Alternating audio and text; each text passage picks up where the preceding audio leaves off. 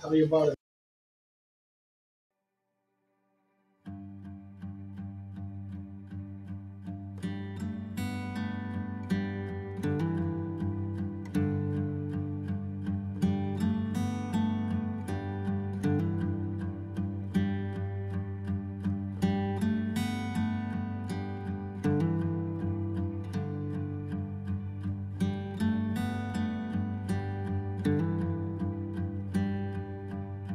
Well, I've got spare parts from my last broken heart. Somehow more than what I had to start. Yeah, I've got spare parts.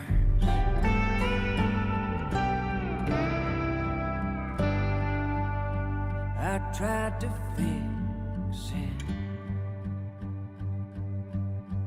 best I remembered it.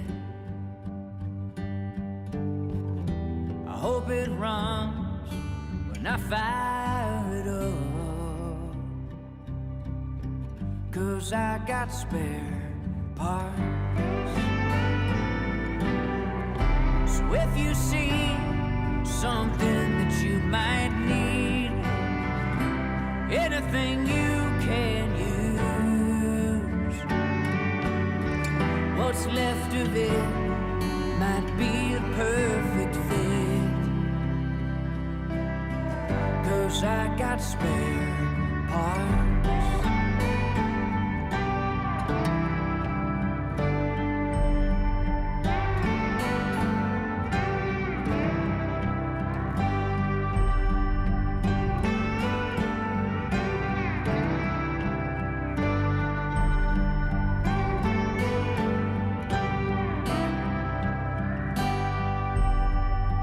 Took a piece of you, like lovers often do. I'll try to make it good as new,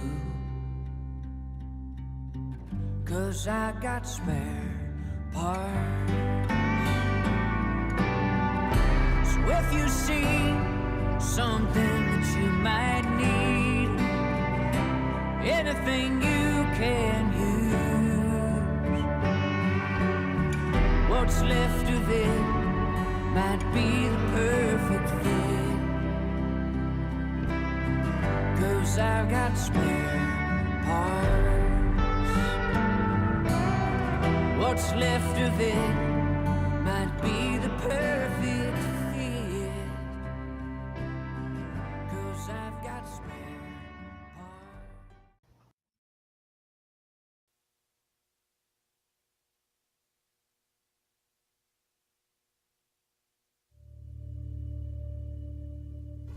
Why do you believe what you believe? Because at some point in your life, you trusted the information that somebody was giving you. And that someone you trusted told you that a car was a car, a tree was a tree, a bird was a bird, the blue stuff above you is the sky. And that's the way that we began to determine what we believe to be a fact. Most of the things that we believe to be a fact in our lives are told to us through our stories or the news that we hear. So my question would be, if they were deceiving you with the stories they tell you, would you be able to recognize that? Hey, hey, hey, it's my boy. What's happening? Ladies and gentlemen, Hey!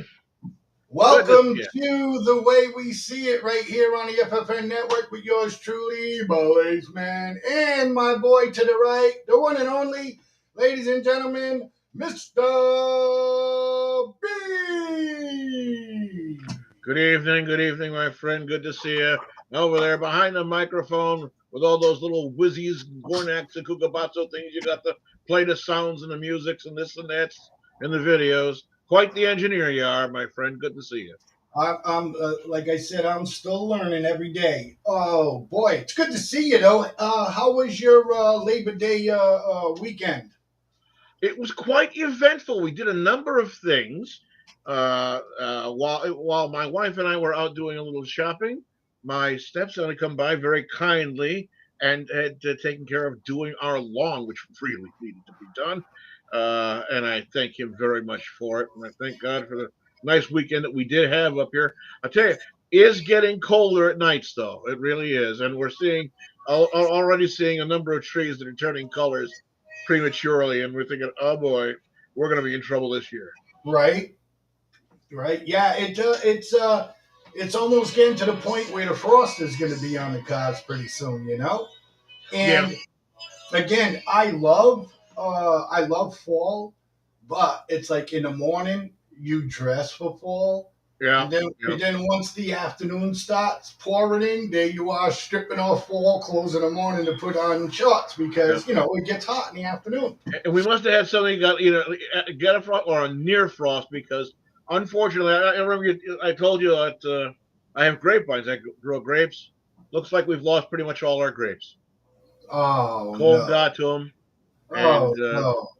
yeah, I was set. I was going to make a whole big batch of grape jelly. I love making grape jelly, and it looks like we've lost all our grapes. That So sucks. yeah, well, hey, you know what? This is life. I thank God still for what we do have, and we got that. So we'll just go at Yeah, it from here. I agree with you. But ladies and gentlemen, B lost his grapes. Yeah. So B, what are we gonna do about this Democratic Party, B? Well, we can't really do very much about it at all. The only I thing that love we I can love do when is, the is voter says that, B. That really drives me nuts because I love when the voter says that. Yeah, it is entirely up to the people to decide. Yeah, it is. what I'm saying is one person, you yourself, me myself, we're one person. But when one person bands with another person and they band with more people, whatever else, now there's strength in numbers, and now you can do things. And most importantly, you can do it in the voting booth, provided that these people don't get away with stealing the vote again, or loading up the votes, or doing stupid stuff with this write-in ballots or whatever these ballots are that they turn around and say, "Oh, we just happened to find 10,000 ballots that were locked in a closet in the back of a post office that need to be counted." Yeah, right. Exactly. That's just it. I mean, you don't know. I mean, I don't want to sound like a broken record, but it just seems to be if it's not on your show, it's on the way we see it. And I just can't get across to people that the numbers that we see for Kamala are not real numbers. You No, can't of course, have you can't have real numbers if you never had a primary. B. nothing that they say you can trust. Believe none of what you hear from these people. Yeah, Nothing. and I agree, B. Because you know why? I mean, people are starting to pick up on the bullshit. Yeah, oh Okay, yeah, yeah. and here is, I believe, the vice president or the president of one of the biggest labor unions in the country, and that's the Teamsters. And the Teamsters are Yeah. not happy with the Democratic Party right now, B. They're just not. I thought And that they had turned around and they had thrown their support behind her. I thought they had endorsed her. well, no. I mean, look, when it came time for the DNC, the Teamsters Union president had called the Kamala,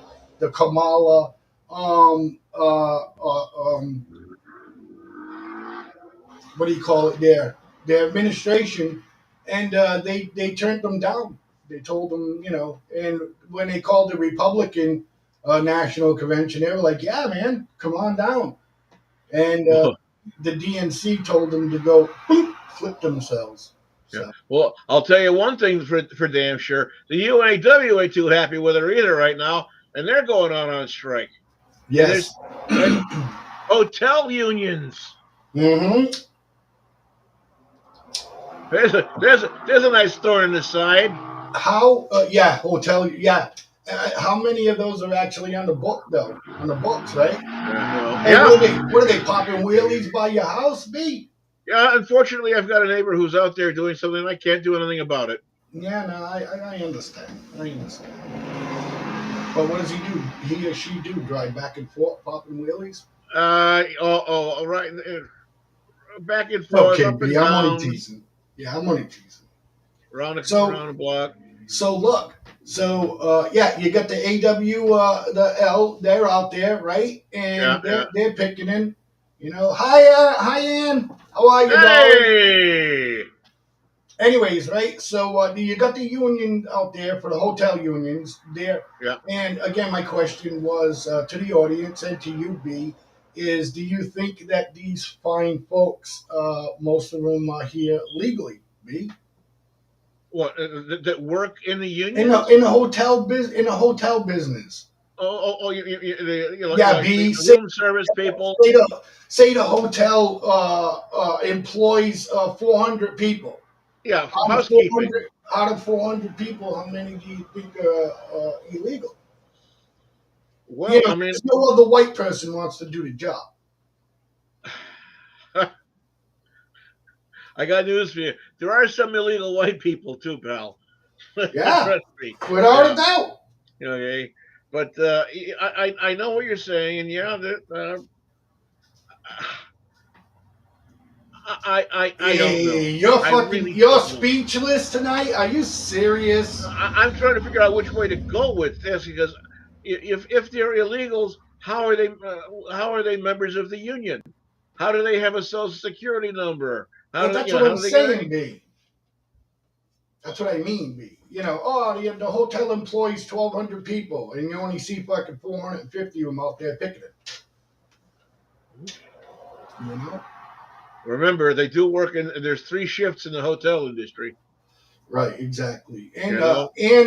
as always, she comes on every show to watch every show. She's a trooper, and she's right on point. She goes, "I don't see any of the police unions going for Kamala." So Absolutely. Let's listen to. I don't know if this is a spokesperson or the president for the Teamster, but here he is on Face the Nation answering questions. And this girl that does Face the Nation, she is liberal like no tomorrow. So, you ready, B? Let's hear it. You know, you shared that message at the Republican convention, a move that some members of Teamsters leadership did not approve of. They were pretty vocal about that. It appears that it also cost you a speaking slot at the Democratic convention. Did the Democrats ever tell you why they didn't give you a chance to speak? No, they didn't. And look, I'm going to say this. Whatever the critics out there, and they're very few in the leadership, whenever I get an opportunity to highlight the American worker, especially the Teamster worker, I'm going to take any and all venue. We asked both conventions respectively at the same time, and the Republican National Convention immediately responded to us, didn't try and edit any of our messages, and I was hopeful that the Democrats would do the same, but they didn't. I'm not upset about it, but I can tell you this, my rank and file members who have been lifelong Democrats are not happy about it. Yeah, I know there were some members of the union who spoke, but that's not the same as having the leader of the organization speak. I want to put this graphic up. Take a look. The Yeah, other so he is the 9 president. have all issued their endorsements for President of the United States. They've all endorsed Vice President Kamala Harris and her running mate. Cindy, can you check on Tammy, please? Where has summer gone? When do the Teamsters plan to announce who they are endorsing? Well, I think historically the Teamsters have always endorsed after both respective conventions. This is a little different this time under our leadership. We've brought every single candidate to the table in front of our rank and file members and our general executive board, and we're waiting on Vice President Harris to commit to come meet with us. And I believe her campaign says they are working with you to figure out a date for that. You know, her policies are more or less in line with the current president, who you did sit down with when you thought that he was going to be the nominee, when we all thought he was going to be the nominee. Are there any concerns? Well, let's stop this for a second, B, because her policies are not in line with Biden. No, you know, not at all. There's a few things that she's flipping around, B, right? Yeah, there are things that she's more radical than Biden, and of course now she's pandering, flip flopping. Oh no, I didn't say that. I said that, or I didn't mean that. I meant this, or yeah, well, I said that before, but now the situation has changed, so I wanted to do this instead. It's Let's finish pandering, it. just Yeah, pandering. That's all. exactly. There's That's all 50 it is. seconds left of this video. Let's. Let's hear it. That you have about Harris possibly being less pro-labor, less pro-union than the current president? So our union is a lot different than most unions. We represent 1.3 million members. Half of our members are Republicans, half of our members are Democrats. So we have to serve all of our membership equally. Look, everybody has a different style of leadership. We want the opportunity to. You don't do it equally when a bunch of their members are Republicans. Some of their members are Democrats, right? And then you have a union that endorses a Democrat. So how are you trying to make it even with your members? How is that possible? I don't know. I cannot explain this. We sit down with Vice President Harris. I mean, I said to someone the other day, you don't hire someone unless you give them an interview. And, this is our opportunity to ask her about Teamster-specific issues and also labor issues. So until we... Well, make sure she can't bring any cheat sheets or any notes in there with her, buddy, okay? Because then you'll know for sure they're not fully her thoughts. We have that meeting. Obviously, we will wait to make that determination. Very quickly, you didn't endorse anyone back in 1996. Is there a possibility that could happen again? Yeah, why not? Look, we want to make sure we make the best decision and endorse the best candidate for labor. Have a vote, right? Of course. And, I'll tell you why the Teamsters probably shouldn't endorse Kamala Harris. Just look at their logo. What is the logo of the Teamsters? What's their motto? No, what's the logo? The thing that you look at, it says the Teamsters Union. Yeah. It's got the picture with the... I don't know, Big. The two horses, right? Mm-hmm.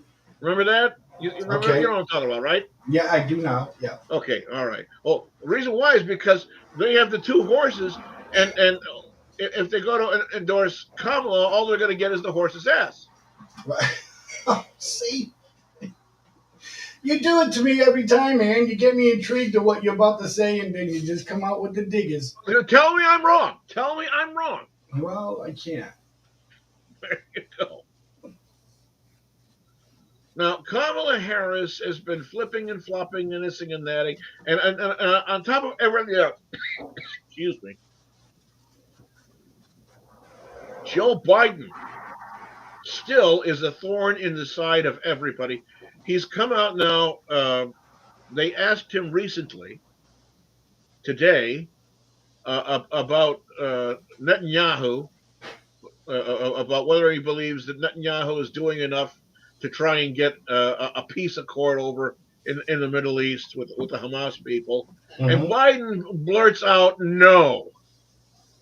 Now, the news people during the White House press briefing thing, they're talking to the walk-in toilet brush there, whatever her name is. Karine Jean-Pierre, whatever. Yeah. And she's doing anything and everything to turn around and run away from what Joe Biden's saying no or whatever else. They asked her questions. I watched it today. They asked her 2 or 3 or 4 different times this question about, what did Joe Biden mean when he did this, that? And all she did was turn around and say, go into how terrible it was that these people got killed. And it was terrible, these people. And one of them was an American and the other were Jews. And it was terrible that they got killed. And by the way, did I mention that one was an American and 5 others were Jews? And that was so terrible they got killed. Just run around over and over again, just doing whatever she could to dance around the fact that Joe Biden even exists. Right. You're right. They all caved on him. They all, again, it's a coup. Oh, yeah, of course. I don't know what else to say. The guy is a pariah to them. The sooner he goes away, the better. He's a persona non grata, pretty much. They don't want him. Nobody wants him around. He's just going to sit around and go to the beach and sit in the sand and eat his ice cream. Right. Right.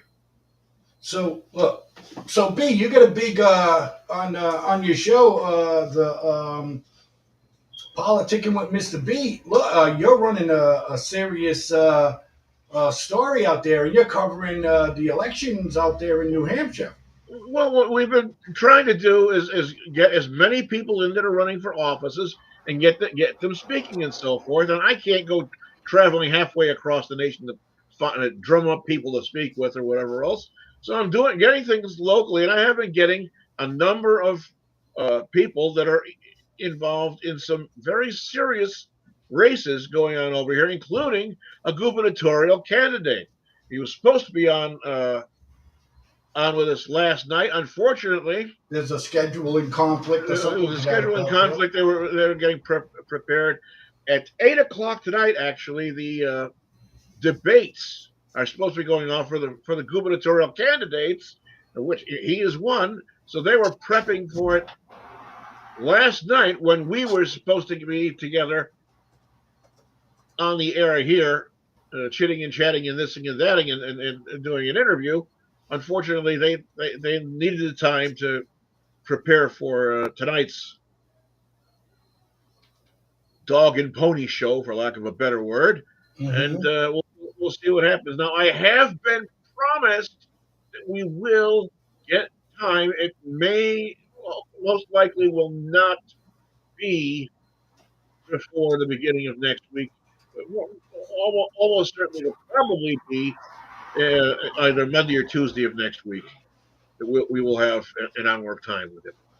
And as soon as I can nail it down, we will.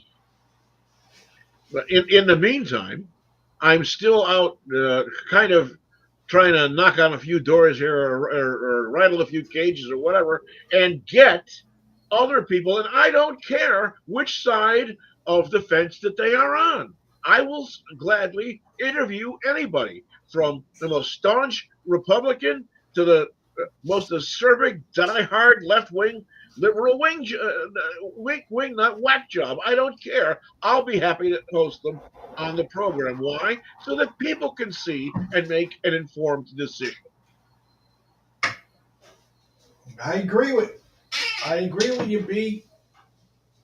In the meantime, if you've got something going on down there, please, by all means, lasso them and bring them up.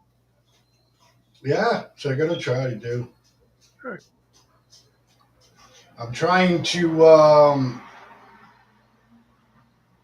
get it up and set for when they pump on with the debate. And you said it was on WMUR. WMUR, which is 9 ABC. 9, yeah. Then it will be on starting at 8 o'clock. Okay. I believe they have something on a website. Yeah, we're connected to it, pal. Don't worry about nothing. Okay, all right. So you seem like you're a little sidetracked, a little distracted there. Well, yeah, because getting some work done over here. It's not normal for me. A man may work from sun to sun, but a woman's work is never done, and neither is an engineer's. So, I mean, how do you, ladies and gentlemen out there, everybody who's watching, I mean, how do you feel about all the debate changes all of a sudden? Oh, the debate changes. First, they would say, "Oh, well, we'll leave mics hot." Oh no, we're going to shut mics off while the other one's talking. Oh no. And I think it is very petty. It is a very petty thing for them to be dancing and fencing back and forth over these stupid trifles. You want to leave microphones turned on, fine. You don't want the microphones turned on when someone else is talking, fine. If you are that idiotic and discourteous that someone needs to turn off a microphone while another person is talking, then should you really be up on that stage to begin with? I mean, it is, as long as there isn't something so flagrantly misspoken or and out and out, and someone's going to call them out on it or whatever, fine, I can understand that. But if it's like a case of you and me sitting here chitting and chatting like that, and then someone just starts up and start talking about how they changed the float valve in their toilet, you know, there's no cause for that. There's no cause for that. I agree with you, B. I do. I agree with you. But we're gonna take a little break, and when we come back, we're gonna play the edited and pre-recorded video for takeaways from the CNN interview with Harris. Oh, goody. And Waltz that should be pretty good. Tampon Teddy was there too? Yes, Tampon Teddy was there too. Oh, all right. Oh, I can't wait. I don't know why he was there, B, but he was there. So probably to kick her under the table she said something stupid. True. They're gonna argue for me there. Let's see. What just happened here? Why don't you figure out while we're on break? Yeah, I am, B. All right, ladies and gentlemen, stick around for more of The Way We See It with yours truly, Blaze Man, and my boy, Mr. B. And we'll be right back in about 4 minutes. Stick around for more of The Way We See It right here on the FFN network. Yeah. My name is Steven, your public relations officer at FFN Media Network. We believe that every story deserves to be heard. Every voice deserves to be amplified, and every idea deserves to shine. As a small media company, we are committed to creating a platform where content creators, visionaries, and changemakers like you can thrive. You might say to yourself, why do we need FFN Network? Well, let me tell you what we can do for you. 1. Our mission is simple: empower, elevate, and engage. We are not just another media outlet. 2. Our producers will help you build your show, add content, and put you on 15 different platforms. 3. We help you promote your show. Whether it is through captivating articles, thought-provoking videos, or inspiring podcasts, we are here to help you make a difference. What sets us apart? At FFN Media Network, we embrace hard work. Our team of talented producers and creators come from all social classes, ensuring that our content reflects a rich tapestry of experiences, cultures, and viewpoints. Join the FFN team. Join FFN Media Network and be part of a community that celebrates creativity, authenticity, and positive impact. Let us amplify your voice and share your story on FFN Network and with the world. Get to know our founder, Blaze St. Pierre, the new guy in the media industry. So if you have a great idea for a show or a business and want to place an ad on FFN Network, give us a call at 774-704-5145 or email us at ffnnetwork9@gmail.com. And join the FFN Network family. Thank you. FFN Network.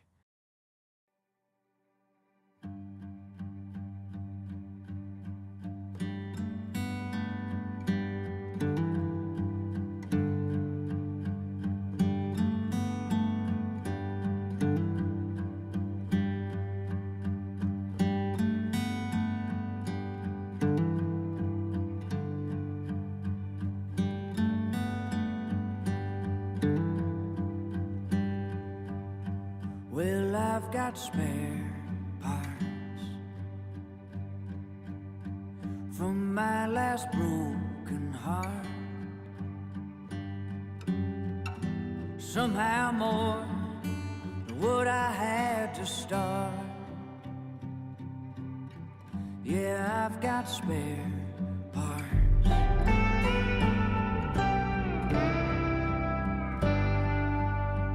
I tried to fix it best I remembered it. I hope it runs when I fire it up, 'cause I got spare parts. So if you see something that you might need, anything you can use, what's left of it might be a perfect fit, 'cause 'cause I got spare parts.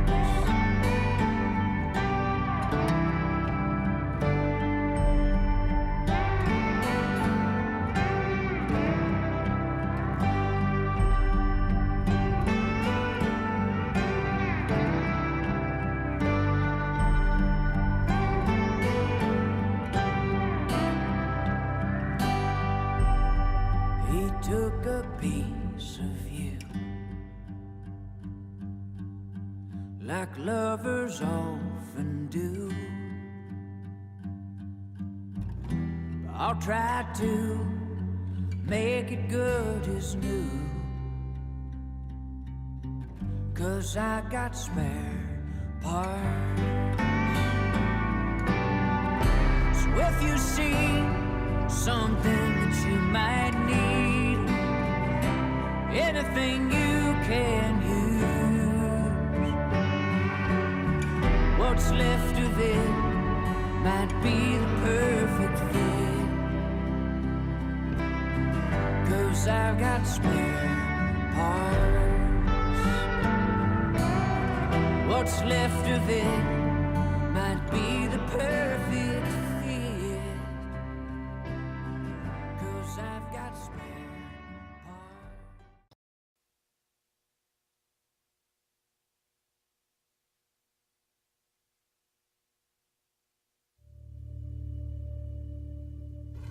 Why do you believe what you believe? Because at some point in your life, you trusted the information that somebody was giving you. And that someone you trusted told you that a car was a car, a tree was a tree, a bird was a bird, the blue stuff above you is the sky. And that's the way that we began to determine what we believe to be a fact. Most of the things that we believe to be a fact in our lives are told to us through our stories or the news that we hear. So my question would be, if they were deceiving you with the stories they tell you, would you be able to recognize that?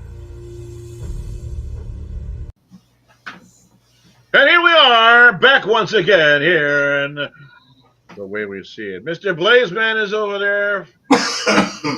Coughing. Little Indians coughing. My goodness. What are Yeah. you doing? So look, here's the deal, right? So the first interview Harris and Waltz have done is this campaign, ladies and gentlemen, is a CNN exclusive, pre-recorded. It wasn't recorded live. And number two, why did she have to have her running mate with her, Tim Waltz?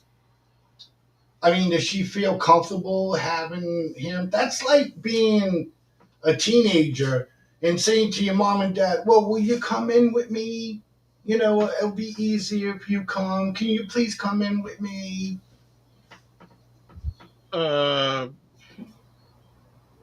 I really don't know what that was all about. It was Probably. I'm just saying. Look, it only makes sense. She had to ask them, can you come with me? Or they're like, hey, look, Waltz. well, yeah, but why? Well, what is he there? Like you said, B, for what? So he can kick her under the table if she says something stupid? Yeah. Right? Let's take a They're trying to show a unified front. Let's just watch some of this, B.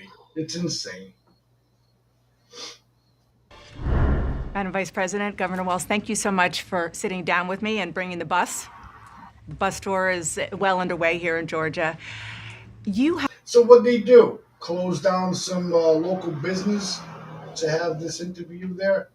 I probably got some friggin' God forbid you couldn't put people in there. There's someone who might ask her a fucking, a question and she can't answer. And it's at a restaurant, B. It's no office. It's at a restaurant. It looks like a law office. No, it's a restaurant. You can see coffee cups on tables. To make your case to voters than any candidate in modern American history. The voters are really eager to hear what your plans are. If you are elected, what would you do on day one in the White House? Well, Sure. there are a number of things. I will tell you, first and foremost, one of my highest priorities is to do what we can to support and strengthen the middle class. When I look at the aspirations, the Already goals, saying the nothing. ambitions of the American people, I think Well, we're that going to give her about 4 people are minutes to say ready for a nothing. new way forward, in a way that generations of Americans have been fueled by hope and by optimism. I think sadly, in the last decade, we have had in the former president someone who has really been pushing an agenda and an environment that is about diminishing Okay, ladies character and and the strength gentlemen, of who you we are as all have Americans, heard of the duck-billed platypus. really Right here, you're dividing our nation. seeing And a great I American think people are ready to.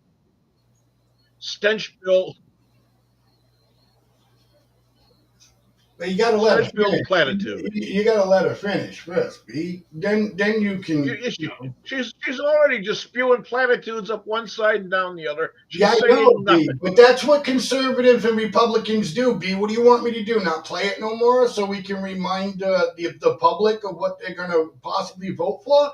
Conservatives do this? No, I don't think so. Yes, conservatives do.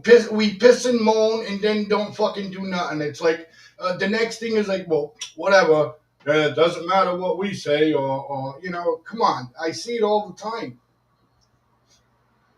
We have had in the former president someone who has really been pushing an agenda and an environment that is about diminishing the character and the strength of who we are as Americans, really dividing our nation. And So you think she memorized her cheat sheet cards before she came in? She's looking at them on the table. You can see she's looking down at printed shit. She's looking at something, right? You're trying to make it pull it off where she. If it's not on paper, then it's a grease pencil on the table. Yeah. I think people are ready to turn the page on that. So what would you do day one? Day one, it's going to be about, one, implementing my plan for what I call an opportunity economy. I've already laid out a number of proposals in that regard, which include what we're going to do to bring down the cost of everyday goods, what we're going to do to invest in America's small businesses, what we're going to do to invest in families, for example, extending the child tax credit to $6,000 for families for the first year of their child. What the fuck? I apologize, ladies and gentlemen. They're going to give $6,000 per child? A tax credit. And for tax credit? You understand, B, that the people that are on aid, welfare, and shit like that don't work, right, are going to get this fucking tax credit.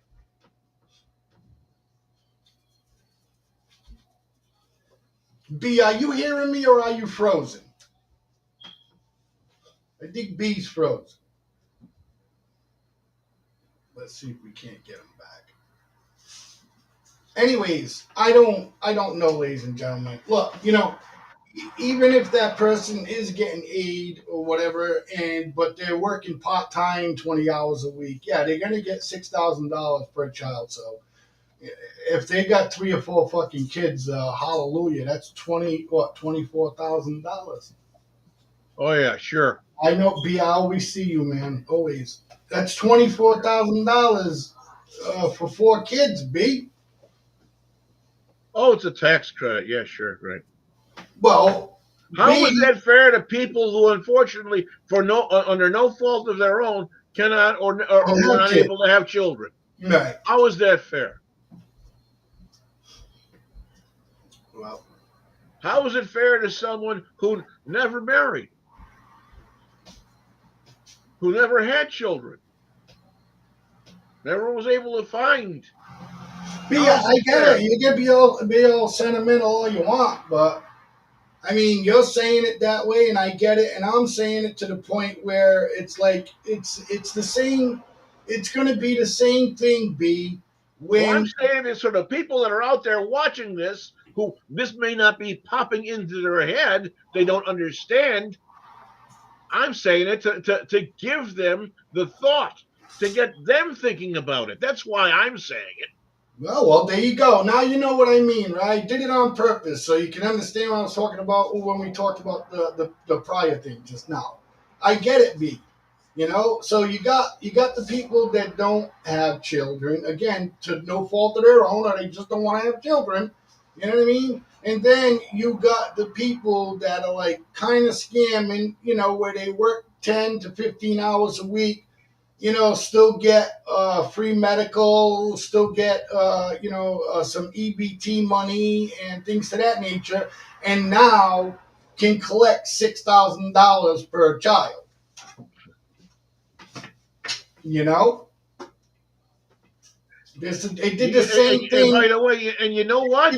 You know who had policies like this? Was giving people additional money for and encouraging people to have children and so forth, and giving them free vacations. Adolf Hitler did it.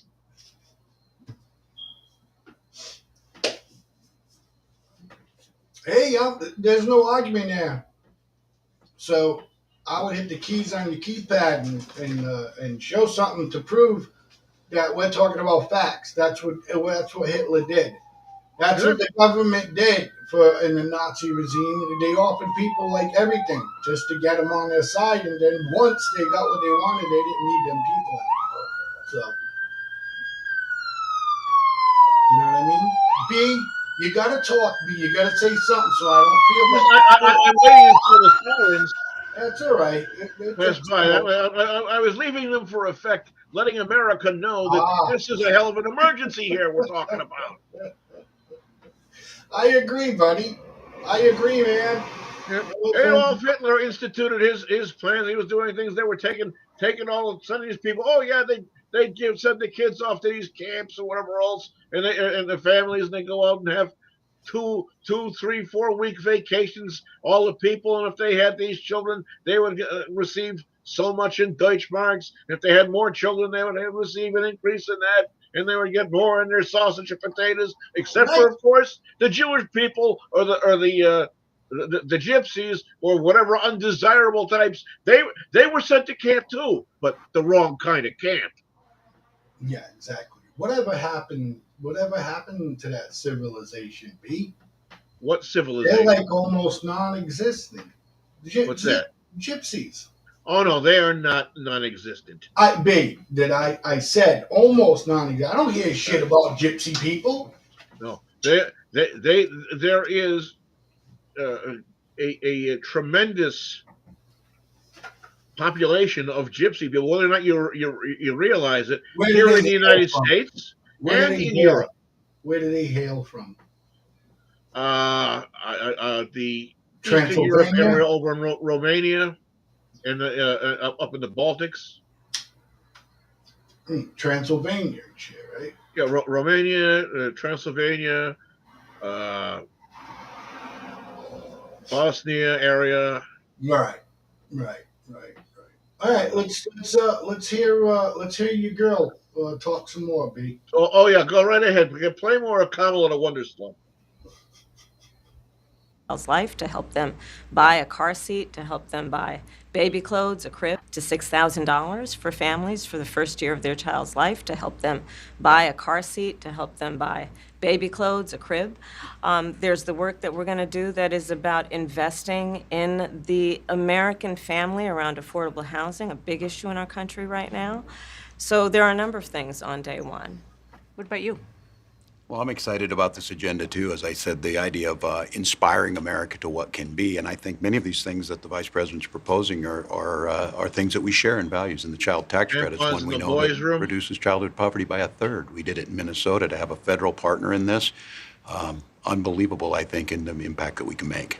You talked about, you call it the opportunity economy. You are well aware that right now many Americans are struggling. There's a crisis know- of affordability. He's big One of on your campaign bailouts, themes is we're not going back. Blaze. But I Go ahead, B. He's big on bailouts, you know. I mean, look at how he bailed out on his men when they were going over to freaking fight in the sand, and he bailed out and he went home and he got into freaking business. Oh, so you're saying he's you're saying he dodged it? He dodged it. He sees a snake in the grass. Piece of shit. So you got to explain yourself, B. The man bailed out on his men. They were going to get deployed. They knew they were going to get deployed. The deployment is just come around and say, knock on your door. Oh, hi. Be ready to play out in 10 minutes. Okay. No. They knew they were going to get deployed. And he says, well, you know what? I'm going to put my papers in. You guys go over there playing in the sand. I'm going to stay over here and I'm going to count the Dixie cups in my bathroom. Okay.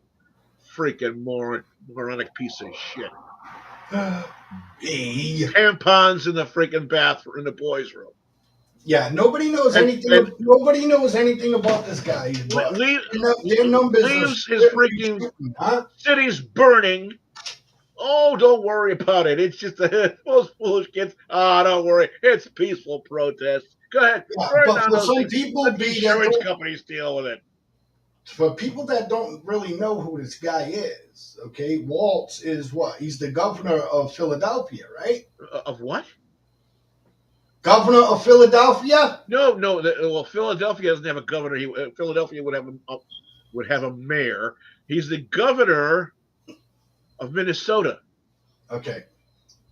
All right. Yeah. Minneapolis was burning to the ground. What are they? He was What are they? What are they? Top three in states that burnt down in the summer of love. Oh yeah, absolutely. And he's well, don't worry about it. And finally, when he realizes things are out of hand and shit, nothing is stopping. He vacillates over the idea of enacting or activating the National Guard to help out. The police were screaming they needed help, and he did nothing. So when it became time for his units to deploy to Iraq, that's when he retired. Yeah, that's when he retired. Okay. And the question is, and people that were even serving with him at the time question the fact that he was like too scared to go. There's So no question in so my he mind. could retire, and he did, right? And this crap that he says that he was a command sergeant major. Bullshit. He wasn't. Oh, he was made the command sergeant major with the stipulation he had things, requirements he had to satisfy, and he never did. He never followed through. They demoted him, and he never carried a gun in any area where he was in a combat situation. He was nowhere near any combat situation. Okay, what does that have to do with anything? Because the guy came out and when he was talking about the guns, he's So running. you're buying in. This and that. We're going to get away. These people shouldn't be having guns like I carried when in a combat situation. He never. The man lies through his teeth. He lies. He has stolen valor. He is absolutely, positively, unequivocally How is he stolen valor? untrustworthy. By saying, trying to lead people to believe that he went into combat, or he was in a combat area, or he was somehow in an area where his life was in danger in the service, carrying a gun, and it wasn't ever. Okay. All right. Well, that's lying. That's a piece of shit. That's lying. But that's not stolen valor, B. Stolen valor is saying that you were in the military period and you never was. That's stolen valor. You know, him lying about, that's like what reporter lied about being in combat zones and all of that shit like that and lost their job. It was a big thing about it. Anyways, excuse me. Yeah, I mean, look, I agree. That's pretty shitty to retire before your unit gets sent out to war. What the fuck was his problem anyways? He probably would have had a cushy job. You know what I mean? Because he certainly had the rank to not be boots literally on the ground. He'd be sitting somewhere, no? With someone with integrity or lack thereof, of like this, it probably was the biggest favor he could have done. I think that's true, too. Yeah, exactly. Now that I think about it, maybe it was a good thing he did stay home because he probably would have got some soldiers hurt. Let's listen to more. I wonder what you say to voters who do want to go back when it comes to the economy specifically, because their groceries were less expensive, housing was more affordable when Donald Trump was president. Well, let's start with the fact that when Joe Biden and I came in office, during the height of a pandemic, we saw over 10 million jobs were lost. People, I mean, literally, You shut we were everything all down. tracking the numbers. Hundreds of people a day were dying because of COVID. The economy had crashed. In large part, all of that because of mismanagement by Donald Trump of that crisis. Oh, really? When we came in, our highest priority was to do what we could to rescue America. And today, we know that. Look, for real now, everybody that's watching, including Mr. B and everybody else, even my turtle in the tank, know that they're the ones that shut the fucking country down, right? Everybody Absolutely. is aware of that. Everybody knows that, right? They didn't want to open schools. Trump wanted to open schools. Then she comes and puts an ad out, or Biden is saying, on video that she was the one who wanted to open schools and shit like that. And then we showed ads. Remember, B? We showed ads of the Democratic Party totally disgracing Trump for wanting to open schools. You know what I mean? Which one is it? Thank you. Right. Yep. Okay, let's listen to more. That we have inflation at under 3%. A lot of our policies have led to the reality that America recovered faster than any wealthy nation around the world. Oh, shut up. But you are right. Prices, in particular for groceries, are still too high. The American people know it, I know it, which is why my agenda includes what we need to do to bring down the price of groceries. For example, dealing with an issue like price gouging, what we need to do to extend the child tax credit to help young families be able to take care of their children in their most formative years. How is that helping the price gouging? You're telling major companies like General Mills, and huge companies like that, hey, if I become president, I'm going to give $6,000 per person per child, right? Yeah. And you think these companies are not going to say, well, let's keep everything the way it is right now until that that money runs out, and then maybe we could discuss lowering some prices. And by the way, nobody's talking about what's going on behind the scenes with the federal government buying up all of the grains and paying farmers not to farm their land, so it keeps prices of food high. Yeah. Nobody's talking about that, are they? Yeah, but why? Nobody's talking about the stockpile of corn, the stockpile of wheat, the stockpile of rice, every kind of grain that they have in warehouses. And what are they doing? They're firing onto ships and sending it over to Mother Russia.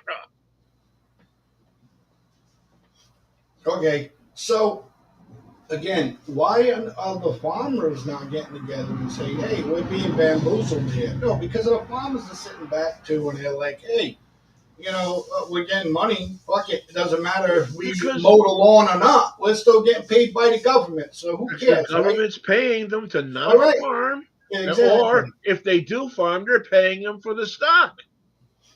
Baby, can I get a drink, please? Let's listen to more. To do to bring down the cost of housing. My proposal includes what would be a tax credit of $25,000 for first-time home buyers, so they can just have enough to put a down payment on a home, which is part of the American dream and by the way, that their includes aspiration, illegal but aliens. do it in a way that allows them to actually get on the path to achieving that goal and that dream. So you have been vice president for 3.5 years. Yeah. And the steps that you're talking about now, why haven't you done them already? Well, first of all, we have.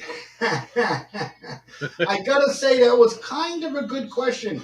You know what I mean? We definitely won't hear no more of those, but definitely a good question. What did you say, B? Let's see what she says. Let's listen to this moronic answer. Why haven't you done them already? Well, first of all, we had to recover as an economy, and we have done that. I'm very proud of the work that we have done that has brought inflation down to less than 3%. The work that we have done to cap the cost of insulin Where at the fuck is $35 she a month for getting that seniors. 3% Donald number? Trump said he was going to do a number of things, including allowing Medicare to Pulling it negotiate out of drug her prices. ass. Never happened. We did Nobody it. asked the So question. now, as I travel in the state of Georgia and around our country, the number of seniors that have benefited, I was in Nevada recently, a grandmother Here we who go. showed me her receipts.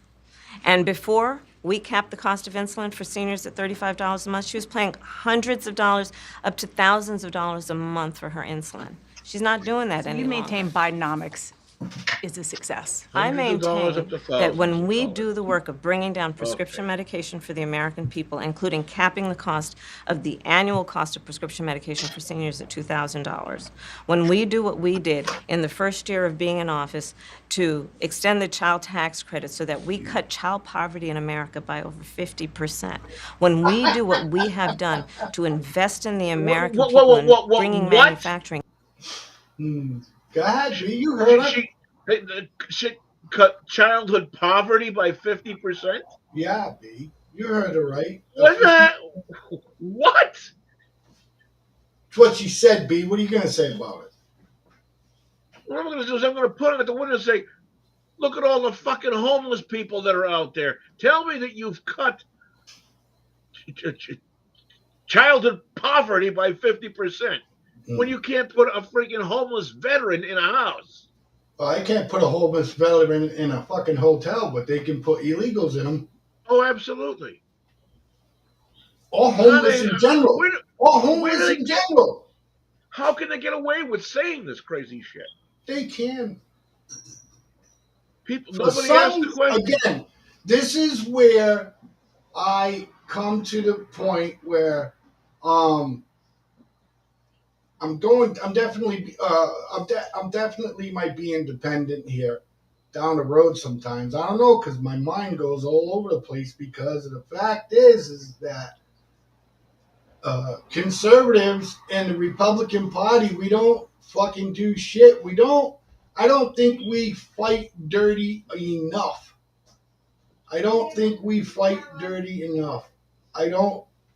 The Democratic Party is in your face constantly, and what they got going for them, right, is the fact is they have the mainstream media on their side. So it's easy to push the bullshit that flies out of the damn mouth, B. You understand? You know, when you got that much stuff behind you, you know, the bullshit. Anyways, look, conservatives, and we need to fight back more. I'm sorry, we do. They're blatantly just putting this shit right in front of your face. You know what I mean? And, you know, if you're a hardcore Democrat, you don't give a fuck. You know, they're winning, right? So, no, they're not winning. Let's rephrase that. What I'm saying is that they think they're winning, so it doesn't matter, you know? We'll be right back, ladies and gentlemen, in about 4 minutes. And when we come back, we're going to listen to Walter's brother. Oh, Jesus. Oh, yeah. I got to tell you, wait until you hear this guy, baby. Oh, fantastic. Wait until you hear this guy. We'll be right back with more of The Way We See It right here on the FFN Network. I am Blaze Man with my boy from Politicking with Mr. B, which is tomorrow from 7 to 8 p.m. My boy, Mr. B.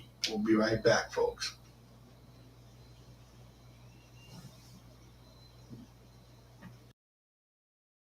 My name is Steven, your public relations officer at FFN Media Network. We believe that every story deserves to be heard. Every voice deserves to be amplified, and every idea deserves to shine. As a small media company, we are committed to creating a platform where content creators, visionaries, and changemakers like you can thrive.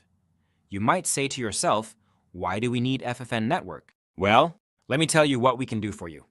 1. Our mission is simple: empower, elevate, and engage. We are not just another media outlet. 2. Our producers will help you build your show, add content, and put you on 15 different platforms. 3. We help you promote your show. Whether it is through captivating articles, thought-provoking videos, or inspiring podcasts, we are here to help you make a difference. What sets us apart? At FFN Media Network, we embrace hard work.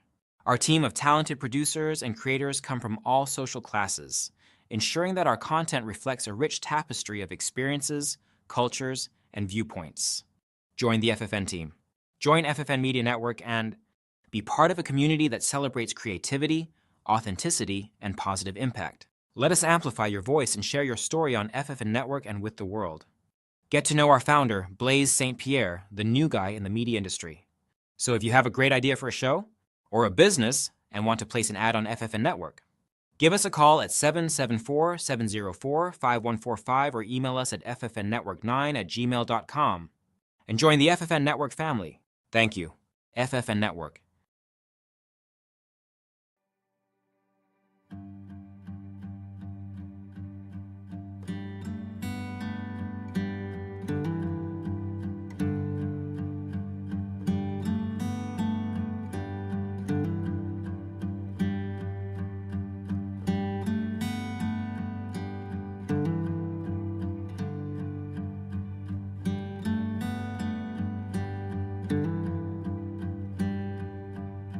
Well, I've got spare parts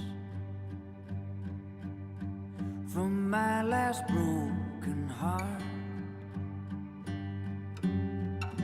Somehow more than what I had to start. Yeah, I've got spare parts.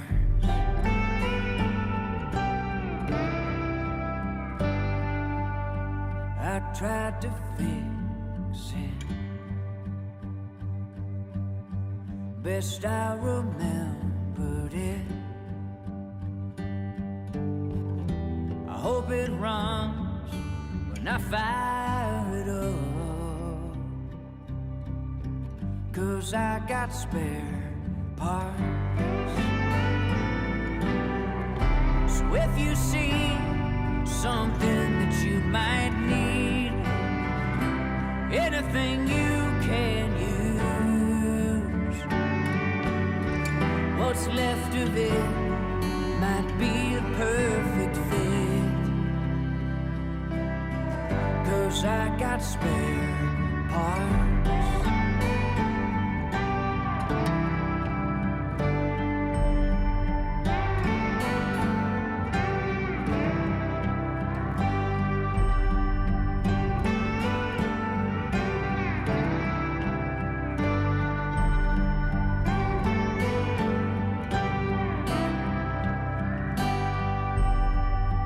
Took a piece of you,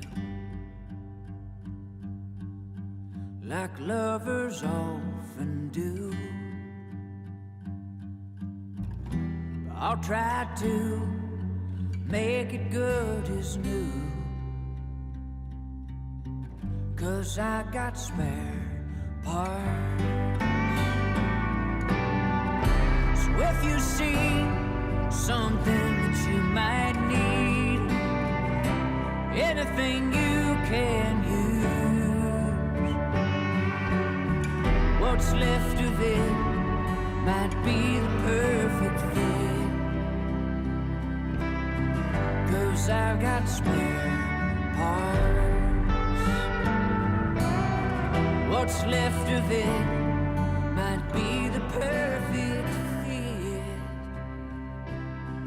'cause I've got spare.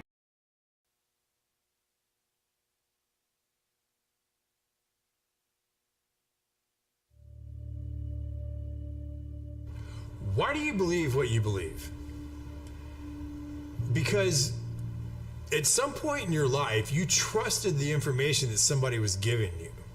And that someone you trusted told you that a car was a car, a tree was a tree, a bird was a bird, the blue stuff above you is the sky. And that's the way that we began to determine what we believe to be a fact.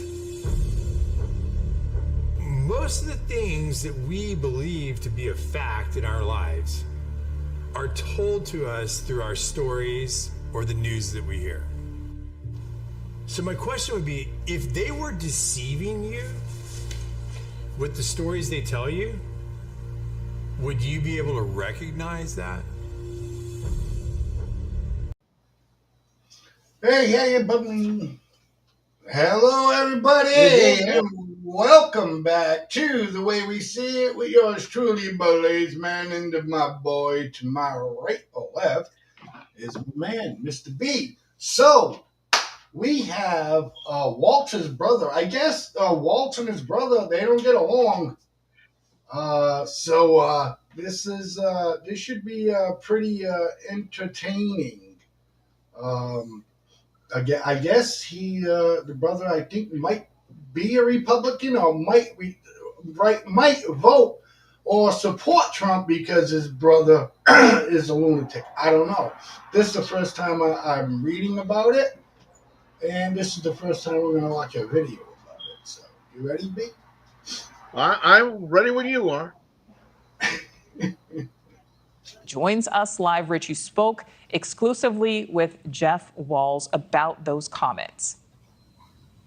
That's right, Nicole. I spoke with him this morning, and he says he wants to set the record straight and basically clear the air on some of the misconceptions about what he said. Now, just to reset, the New York Post over this weekend published comments that the elder Walz, Jeff Walz, made on Facebook about his brother, saying he was not the type of character who should make decisions about our future, and that, quote, I'm 100% opposed to all his ideology.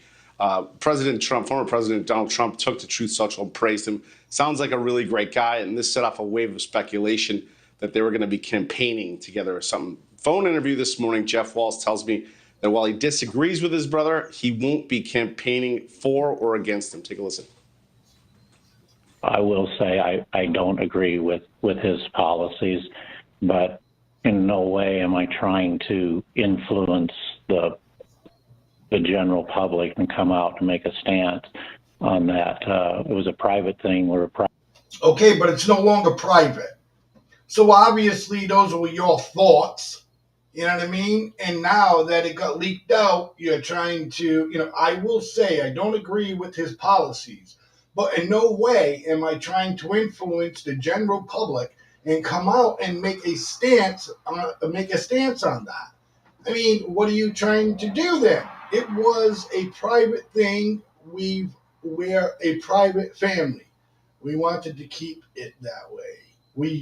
Yeah. B, come on. I'm sorry, I'm having an issue. I was having a little bit of an issue here. My God, I can't with that, man. Anyways, let's listen to some more. Private family. We wanted to keep it that way. Now, I also. So, they're a private family and they wanted to keep it that way. Yeah, right. Come on. Right? Let's hear what he has to say. No, there's not much. That's it. Oh, he might have another. Also asked him about his relationship with his brother and if it's true that they actually have not spoken in 8 years. Haven't spoken in 8 years. It was pretty accurate that I hadn't spoken to him since my younger brother's funeral, other than my wife would text him for like happy birthday and stuff like that, but there was just no contact either way, and it's too bad, I guess, that it worked out that way, because he is my brother yet and everything, and I guess, you can disagree and still be civil brothers. I should clarify, about 3 weeks ago, my mother was visiting here, and he called on her cell phone, and she gave me the cell phone. And I talked to him briefly. They were vetting him. Kamala Harris's team was vetting him for the vice president, and he had asked me for some personal information, tax information and stuff like that, and I declined to give it at that point. But that was like a 2-minute conversation. Now why would they asking his brother for tax information? They should be able to get it themselves, of course, but of course. Of course. Yeah, it's a dead end. It's a dead end. Believe none of what you hear. Yeah, it's a dead story. But anyways, ladies and gentlemen, from Sky News, one of my favorite segments from Sky News. I even emailed Sky News and told them what I was doing. Maybe I'll get a response. They could either say stop or hey, we love it, continue. But for now, I'm going to continue. This is one of my favorite segments from Sky News, which is like a big news company in Australia. And I just love it. And we're going to play it, B, and we're going to have a little bit of fun with it, B. I think you're going to enjoy it too, B. Oh, sure. All right, ladies and gentlemen, lefties lose it. Oh, yes. Lefties lose it. From Sky News, Australia. I love you. Rita Pananya. Sorry if I said it wrong. Oh, boy. Losing it, and she's done it again. We've brought you Kamala's array of accents previously, but this next one may be my favourite. Listen to how Kamala Harris, who is of Jamaican, Indian and Irish descent and grew up in California and Canada, listen to how she spoke earlier today. You better thank a union member for the 5-day work week. You better thank a union member for sick leave. You better thank a union member for paid leave. You better thank a union member for vacation time. Oh, how many accents are we going to hear from her in this campaign? Well, we got 2 in just a few hours today. Let's hear her. Let's hear how she spoke in Pittsburgh and then Boston. See if you can detect the subtle difference. So, friends, 64 days. Let's just get through the next 64 days. How about Meryl Did you Streep, give eat her the your heart sticky out. vote, eh? Kamala is so Let's go out, give authentic. it with chickens and But watermelon, then too, wanting yeah? authenticity and consistency No, from come down, Kamala let's is just get it asking for trouble. Listen to the passionate way she defends illegal immigrants who pay people smugglers to take them across the border. And then marvel at the enormous backflip just a year later. a mother who pays a coyote to transport her child through their country of origin, through the entire country of Mexico, facing unknown peril to come here. Why would that mother do that? I will tell you. Because she has decided for that child to remain where they are is worse. But what does Donald Trump do? He says, go back to where you came from. That is not reflective of our America and our values, and it's got to end. To be clear to folks in this region who are thinking about making that dangerous trek to the United States-Mexico border, do not come. Do not come. And I believe if you come to our border, you will be turned back. Do not come. Do not come. Of course, they... See? You know what I mean? This is what I mean about politicians nowadays, B. Okay? In this day and age and in time, B, there's no way that these people should know what they say is going to be repeated. I now understand why they took Aunt Jemima off the waffle box so they can put her picture on it. There you go. There you go. That's why. Could be why. All right, let's listen to more of Lefties Losing It. It did come because the Biden-Harris administration did nothing to stop the illegal immigration crisis. Record numbers have come in illegally every year of their administration. And remember Kamala and Joe telling us the anti-Israeli protesters had a point? This is the type of miscreant they are empowering. This woman in New York City today waving a Hamas flag on the day an American citizen horrifically injured, taken hostage and then executed by Hamas was buried. Just gross. And the dim-witted sheep were marching in, injured, taken hostage. You see this? Look at this shit, B. This is what's being allowed in leftist cities, man. That's a terrorist group flag, B. Yeah. Yeah. Unbelievable. Unbelievable. It's insane.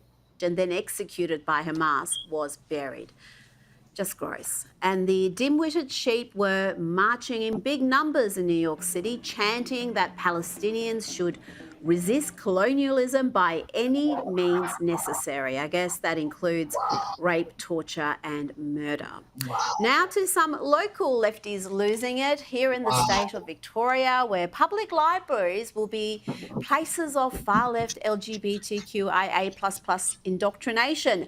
Not only will children have drag queen story time, but staff have been told not to use gendered language like boys and girls, and kids as young as 5 will be asked their pronouns. Children as young as 5 will be asked if they identify as she, he or they as part of a new program being rolled out across public libraries in Victoria. Library staff are being told to ask what their preferred pronouns are for children, avoid gendered language and offer pronoun badges, pins or lanyards for any visitors. As part. Why are we doing this? To make it all inclusive for the LGBTQ MOUSE plus minus and whatever the hell else Nobody it is. fucking gives a shit though.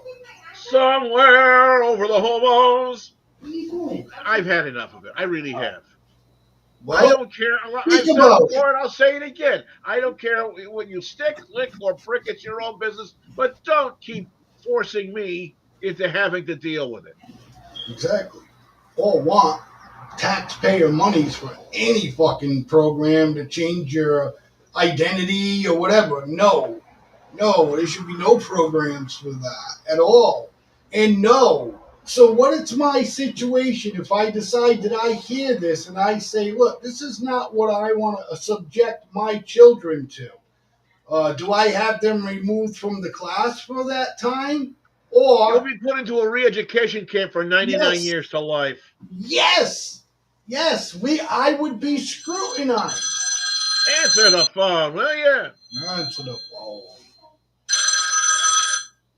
Hello, you are on the air with The Way We See It with yours truly, Blaze Man and Mr. B on the FFN network. How are we tonight? Hey, Ann, how are ya? Cannot hear her.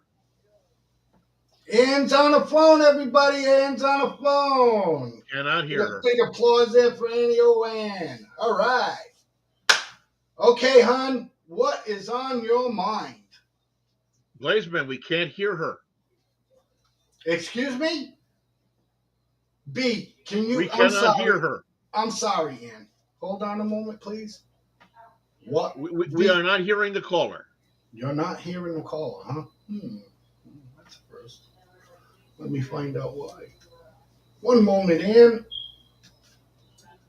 I can hear you perfect. Oh my God, B, you're telling me all this time you're hearing me yelling in the background for my wife to get me a drink and stuff, and you didn't say shit. Yeah. I just. You just what, B? Why would I do that? I just thought I heard Ann. It's yeah, you are gonna hear Ann, B, because I've been working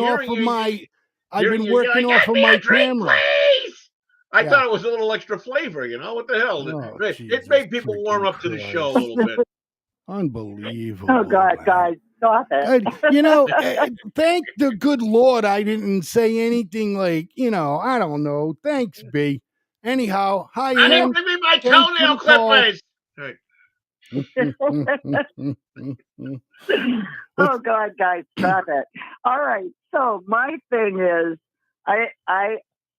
this whole teaching kids what their gender can be is ridiculous. They don't want our children to play cowboys and Indians anymore because it's disrespectful to the Indians. Yet it's okay for a grown man to dress like a woman. Come on. Yep. I mean, this is out of control. I don't care, like B said, what your preference is. And I love the way you put it, Mr. B. That was pretty distinct. But, I don't care. I don't want to know. I have friends that are gay. I don't care. I don't need to hear details. I don't want to know anything. I just like them as a person, and that's all well and good. Right. That's all Absolutely. That's all Absolutely. well and good. And I watched this video a few days ago of this black gentleman saying how offended he is by Democrats referring to him as African American because he's a black man that grew up in America. He's never been to Africa. He has descendants somewhere that were forced over here, but he wasn't. And he's a black American, period. Exactly. And I thought, my God, I know so many people of color that feel that way, and this is the first time I've ever heard it expressed. Right. I just don't understand why all of a sudden labels are so important. And when it comes to everybody sharing and everybody working for the collective good, that's socialism. I don't care. You'd have to be pretty damn stupid not to realize that they tried that. And then what you end up with is food lines. Go ahead. And it's absolutely ridiculous. People that have actually read about what happened in Germany and actually have B, are you having a stroke?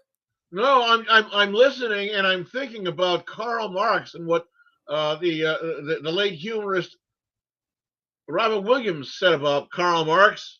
Imperialism is the worst thing I ever heard. Yeah, Robin Gotcha. Williams has always. Well, Robin Williams always had amazing things to say. You know what I loved, not to jump over towards Robin Williams, but it was the best that I seen one of his stand up is when he did that he was the American flag. Oh yes. Oh yes. Okay. I just said that to Mr. V. Yeah. No kidding. No kidding. Yeah. Oh my God. It was beautiful. You know what? I might play that at the end of the show. But go ahead, Ann. Continue. You should. So anyway, I just wanted to say I'm sick of us being forced to, do things. And when they started making a big deal about what books our kids should read and taking off Uncle Tom's Cabin and some of the books that I've read that I thought were, very eye-opening as a young person, it's just, they banned books, they burned books in Nazi Germany. And then they have the nerve to call Trump supporters Nazis. Right. It's just, it's the whole thing is just making me sick. And I don't know of anybody that's a Republican that, whether they like Trump or not, that wouldn't vote for him because they're not stupid enough to think that she can do better. And I think the brainwashing that whole party tried to do with Biden has maybe opened some eyes, because a lot of people are saying he was great when he was your puppet, but now that he can't perform anymore, he's out the door. Oh, absolutely. So, couldn't have said that any better. What? Couldn't have said that any better, Ann. Oh, really? When they were pulling his strings and he was responding, they loved him. He doesn't have to go anywhere. Nothing's wrong with him. Right. And then all of a sudden he takes a flop and they he's in the office, they're pulling his strings, and now he's on the beach and he's pulling his pud. Oh boy. Yeah, and, oh boy, B. Obama, just basically pulled the plug right from him. You know what? Anybody that thinks Obama hasn't been running this show, when he was out and questioned who's been in charge, then if they can't see that it was Obama pulling strings, then they don't have their eyes open at all. Absolutely. 100% bingo on the nosy.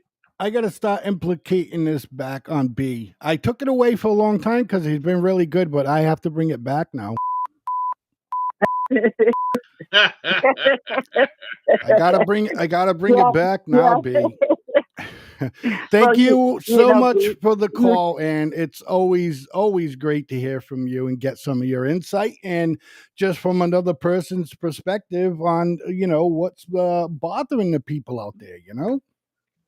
I think a lot is bothering people. And thank you guys for listening to me. Always, Ann. Annie, we love Always. to hear your voice. Now, get off the telephone, go in, have a nice warm shower, get yourself comfortable, and we'll talk to you again real soon. Yeah. And continue to watch the show. All right. With that being said, we are gonna run our last break of the night, and then when we come back, we're gonna talk some more. Whoop. Oh, hold on. Ruh-roh. Hey, caller, you're on the line with politicking, my boy B, and the way we see it, Blaze Man. What's up? Hello. You know what? I think it might have been a good old fashioned butt dial by Ann. Oh, a feedback re-ring. Oh, well. Yeah, feedback, ring. All right, when we come back, we're going to talk, play a little bit more of Lefties Losing It. By the way, before we go, Mm-hmm. do you know what a Nazi telephone sounded like? Oh, gee, should I Goering. What? Goering. What? Goering. Oh. You're bad. All right, we'll bro. see you in about 4 minutes, folks. You are terrible, dude.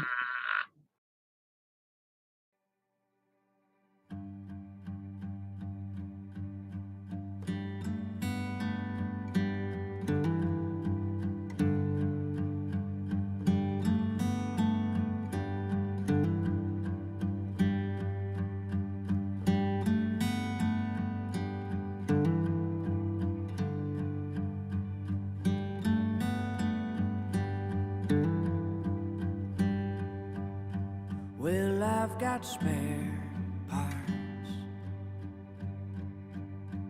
from my last broken heart. Somehow more than what I had to start.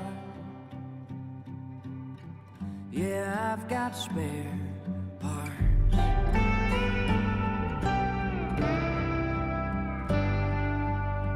I tried to fix it best I remembered it. I hope it runs when I fire it up, 'cause I got spare parts. So if you see something that you might need, anything you can use, what's left of it might be a perfect fit, 'cause I got spare parts.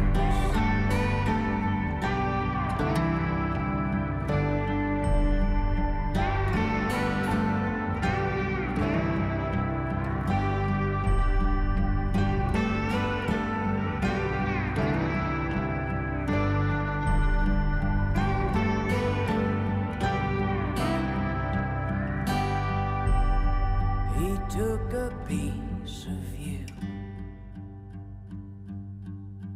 like lovers often do. I'll try to make it good as new, 'cause I got spare parts. So if you see something that you might need, anything you can use, what's left of it might be the perfect fit, 'cause I've got spare parts. What's left of it might be the perfect fit, 'cause I've got spare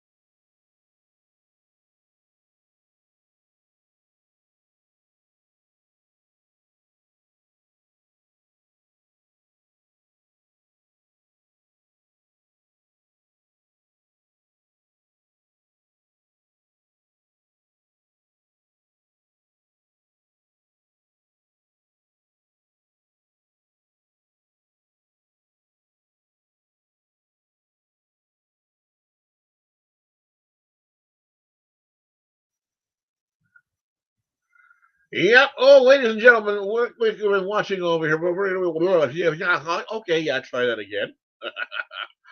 uh, we're going to be going into some What'd you more. do? Screw up? Apparently, I got bounced because I had the thing faded out on me again. Of course. And then God knows how long our audience looked at Lefties losing it. Gosh But darn we'll it, let, B. All right. So, ladies and gentlemen, apologize for that. And let's watch a little bit more of Lefties losing it. Part of the Rainbow Toolkit, Victorian libraries will also add books on gender diversity and promote drag queen storytime events. Let's have an antidote to all that lefty lunacy with this sobering warning on censorship and the assault against free speech. Here is Constantine Kisson talking with former Australian Deputy Prime Minister John Anderson about the crackdown on so-called hate speech. And note, this conversation happened before the UK's latest bout of insanity, where people are being arrested for sharing memes and robust ideas about mass migration. In Russia last year, 400 people were arrested for things that they said on social media. 400 people in Russia. Obviously, this country is very different. How many people do you think were arrested in Britain for things they said on social media last year? Come on. Take a guess. I have no idea. 3,300. Really? Arrested for what they'd said on social media? Yeah. What sort of things get you arrested? Well, one example I give in my show is there was a young woman from Liverpool called Chelsea Russell. People can look this up. Her friend was killed in a car crash. Why do they gotta play stupid ass music like this and you can't even hear the person talk? And there was a rap song, so the lyrics contained several instances of the N-word. She was arrested on 300. Really? Arrested for what they'd said on social media? Yeah. What sort of things get you arrested? One example I give in my show is there was a young woman from Liverpool called Chelsea Russell. People can look this up. Her friend was killed in a car crash, a 19-year-old woman, and she posted the lyrics of his favorite song on her Instagram. And there was a rap song, so the lyrics contained several instances of the N-word. She was arrested, prosecuted, found guilty, given 500 hours of community service and a fine, tagged, and for a year she was under 8 p.m. to 8 a.m. curfew. Oh, good. In Britain. In Britain. In 2018. In a letter to the House Judiciary Committee, Meta founder and CEO Mark Zuckerberg revealed the Biden administration officials were putting pressure on him to censor content. Now this was interesting, B. Yep. This was interesting. He literally came out and said, yeah, the FBI and the Biden administration was pressuring him. Yep. But how quick did that story die, B? Oh, of course. It got buried. Did you even hear about it until right now? Absolutely. As a matter of fact, I believe I sent you a text message saying that I had just seen this, and the next thing you know, poof, in a purple cloud, it's gone. Yeah. Yeah. Insane. Let's listen. And CEO Mark Zuckerberg revealed the Biden administration officials were putting pressure on him to censor content on his social media platforms, Facebook and Instagram. That included satire. But the revelations did not stop there. Zuckerberg also revealed he was warned by the FBI about a Russian disinformation campaign involving Hunter Biden. This saw Facebook and other social media giants ban or heavily suppress stories about Hunter Biden's laptop, including the Biden family's dodgy business dealings. Joining me now is author, independent journalist Michael Schellenberger, who broke the Twitter files story exposing the censorship industrial complex. Michael, these admissions by Zuckerberg are not only deeply disturbing, do they cross the line into criminality? Is this evidence of the FBI engaging in election interference? Hey, Rita, it's great to be with you.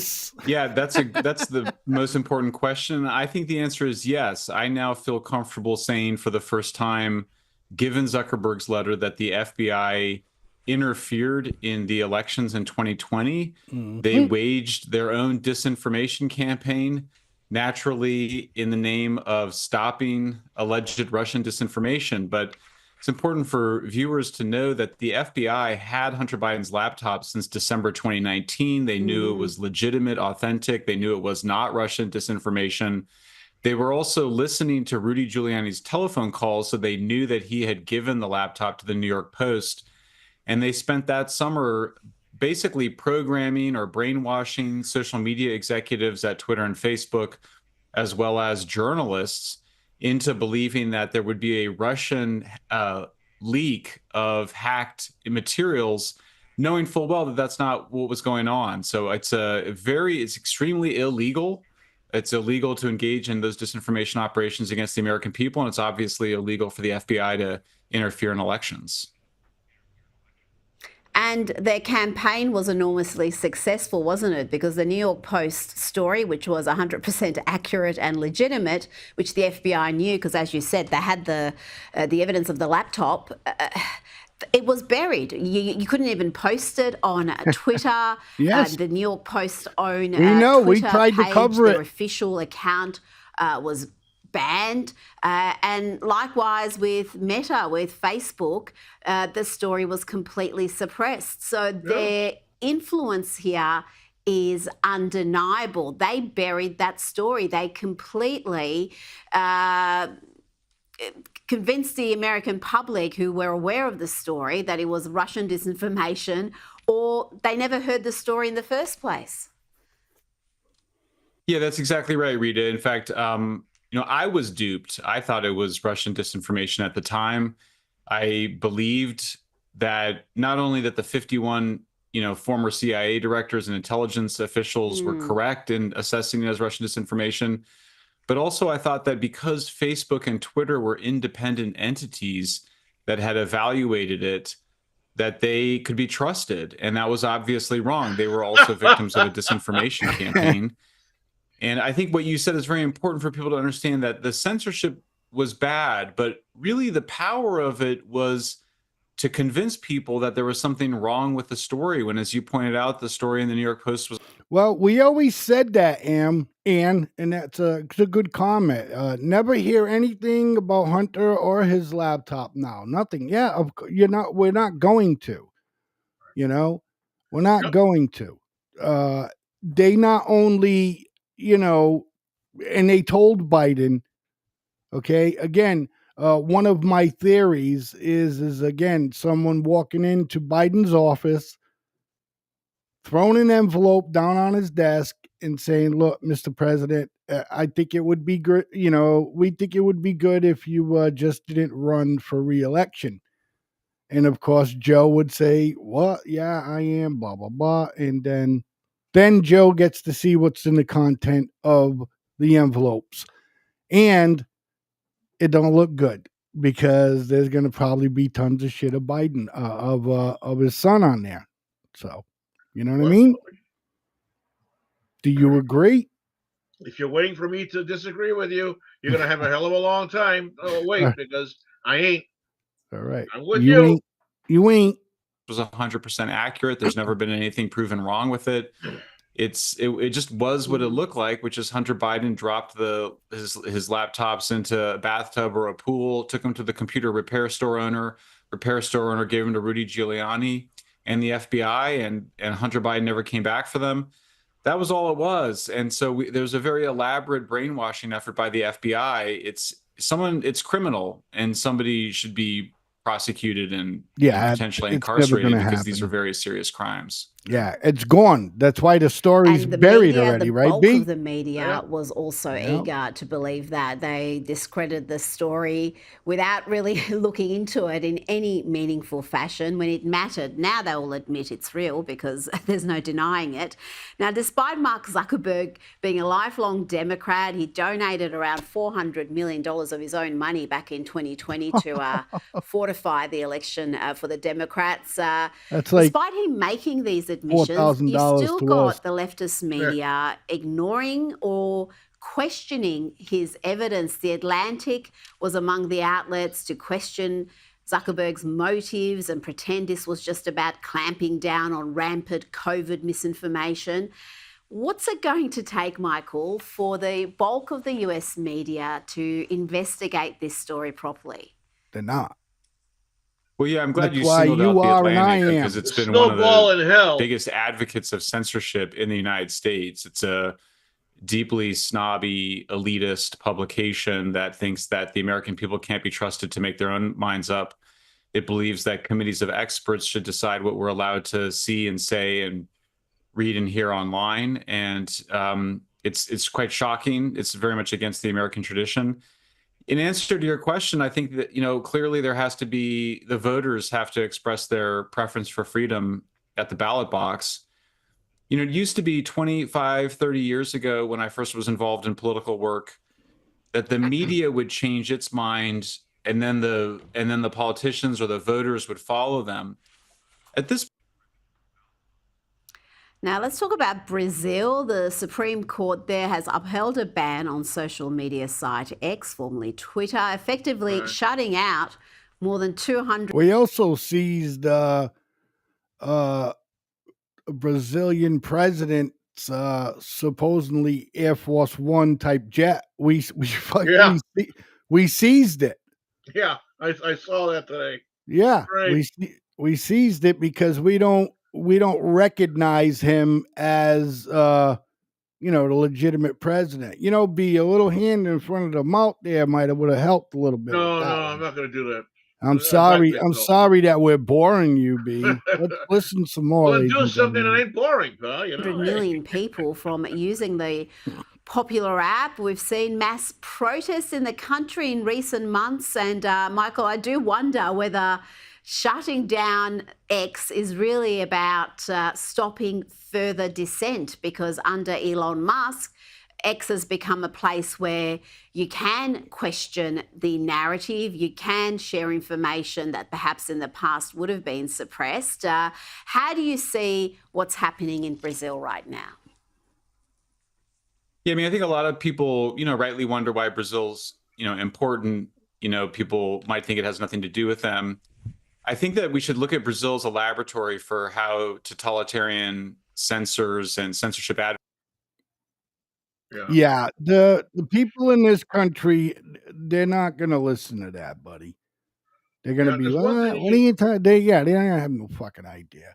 The one I thing mean, you say they've about been, Brazil, yeah. What happened to shutting down TikTok? B. What happened? I don't know. Remember? I don't know where that's going. Remember this big old campaign about shutting down TikTok? Remember the big because it's campaign supposed they to be had? run by China and all these crazy things, and they turn around and say, "Oh no, we're not going to do this." Why? Because they're puppet pawns of Premier Xi. Something, bro. Yeah. Something. But I don't But know. I say this about the Brazilians: they got some really hot women there. Wow. Oh, I see. Yep. I see. I Yep. see. Yep. I see. It's a good thing your wife don't watch the damn show, huh? Huh? Yep. So look, I had a great time tonight. Now I'm gonna cut the show a little bit early tonight because B is got a lot of work to do on his show tomorrow. He's been running got a lot of work to do. He's been running ragged for the network, and he's been doing an outstanding job. Thank you very Okay, much for saying. and let's see here. And we're gonna have. Why don't you tell the fine folk out there right now, B, what's going on tomorrow and what you got coming up, sir? Well, I can't make any promises, but I'm hoping at this point tomorrow to bring someone on, and we're going to be talking about, of all things, the politics of the pet industry. Believe it or not, I don't want to get anybody too excited about whatever else, so I'm going to leave that with there, and we'll see how it goes. That having been So said, you're throwing us a teaser? I'm such a tease. Yeah. That all my having been wife said, would definitely want to watch something like that. Of course, myself too, but I'll be here producing. But go ahead.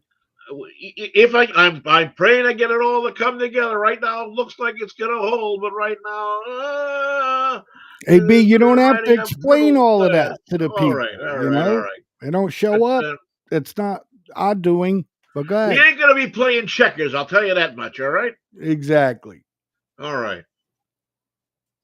So that having been said, I'm going to put this back into your lap, my friend over there. Oh my God! Like you really said a lot. Good show. Thanks for listening to me. Always, Ann. It's always a pleasure. We love having you, Ann. You're a wonderful. Of course. You're a wonderful person. We had sent our sentiments out to you in an email, and told you that we appreciate you more than you know, and offered you to step in once in a while.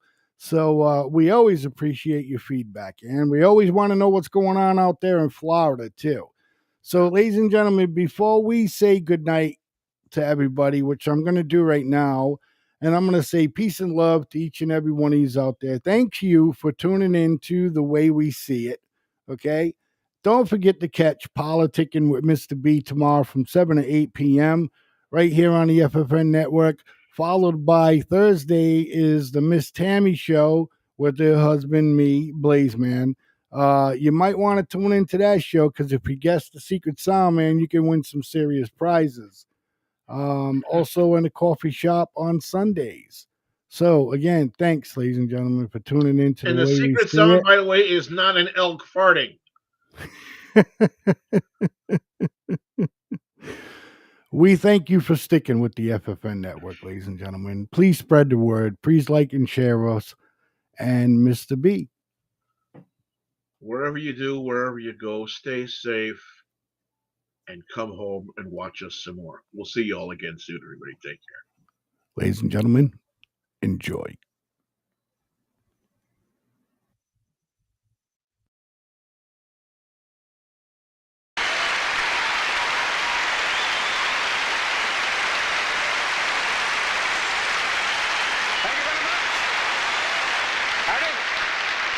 I'm the one that they're singing about.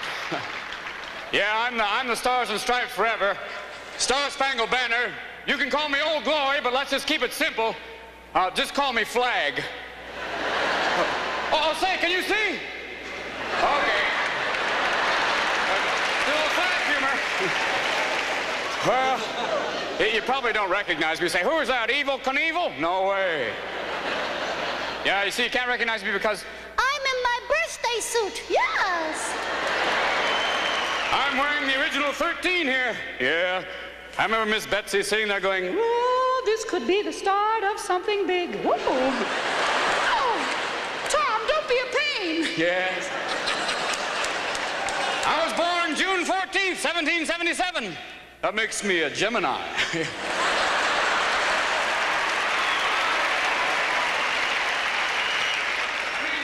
Unpredictable, crazy. Yes, I like the outdoors, and I'm the life of any party, whether it be Republican, Democrat, Independent, Socialist, anything libertarian, I'll be there. You know, I'm 204 years old. People say, Flag, how do you stay so young? Is it jogging? No. Is it tennis? No. It's waving.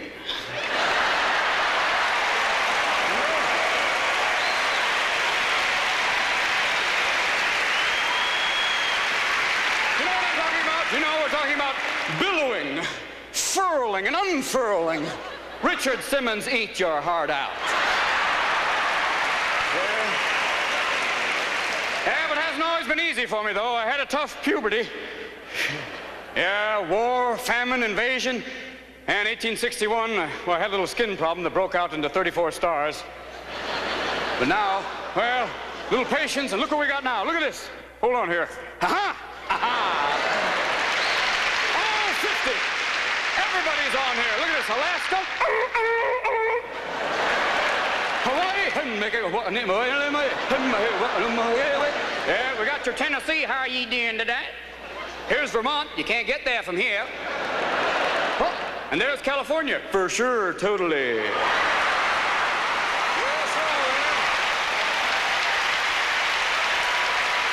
I said before, you know, I had a tough time for a while. I've been in a lot of wars.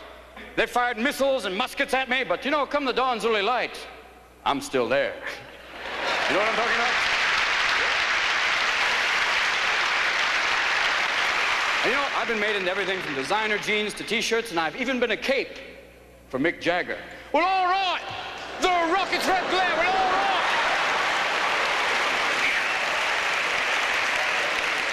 But people haven't always been respectful to me. Sometimes it's been tough. There have been some people try and spit on me, trample me, burn me. Foreigners and occasionally some Americans too, but I don't let it get me down because I'm not a stay-at-home kind of flag.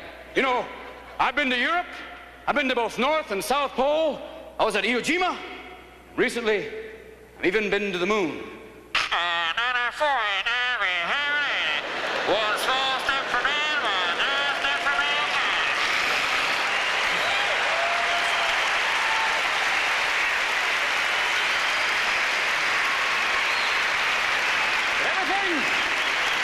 You see me in all sorts of different postures. When I'm like this, that means everything is okay. When I'm upside down, well, put on your Mae West and hit the deck. But when I'm like this, well, that's not my favorite position because, well, that's half-mast. I don't mean to bum you out. I didn't come here to depress you, but I gotta tell you something honestly. I haven't been getting out much lately. I guess it's not very chic to put up the flag anymore, you know. Muffin and I have a flag, but we haven't found it for very long. Hey, but look at it this way. Don't look at it as saluting me. Look at it as saluting yourselves. You know, hey, I'm just a flag, a symbol. You're the people. If I may say so from here, long may you wave.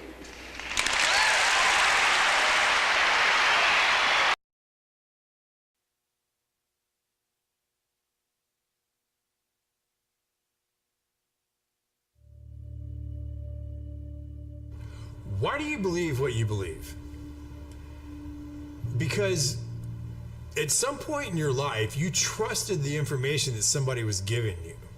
And that someone you trusted told you that a car was a car, a tree was a tree, a bird was a bird, the blue stuff above you is the sky.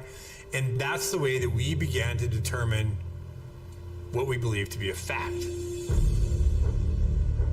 Most of the things that we believe to be a fact in our lives are told to us through our stories or the news that we hear. So my question would be, if they were deceiving you with the stories they tell you, would you be able to recognize that? You have just watched an FFN Network production.